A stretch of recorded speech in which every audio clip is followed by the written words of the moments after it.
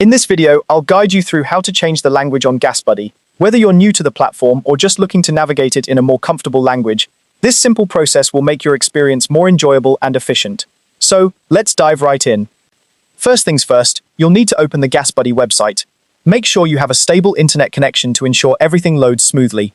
Once the website is open, the next step is to sign into your account. If you haven't created an account yet, you'll need to do that first. You can easily create one by following the prompts on the website's homepage, but assuming you already have an account, go ahead and enter your login details. This will take you to your personalized dashboard, where you can access all the features GasBuddy offers. Now, take a look at the top of the page. You'll see a few icons there, but the one that interests us is the flag icon. This is your gateway to changing the language. Clicking on this icon will open a menu of language options. It's quite user-friendly, and you'll find a variety of languages to choose from. Simply scroll through the list until you find your preferred language. It's important to select the one that you are most comfortable with, as this will be the language in which all the website's content is displayed. Once you've made your selection, the next step is to click the Submit button. This is crucial, because it confirms your choice and applies the changes to your account.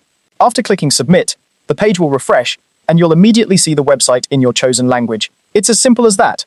And there you have it, folks. That's how you change the language on GasBuddy. This little tweak can make a big difference, especially when you're searching for the best gas prices or planning a long road trip. Remember, you can always change the language back or select a different one if needed by following the same steps. Thank you for watching, and I hope you found this tutorial helpful.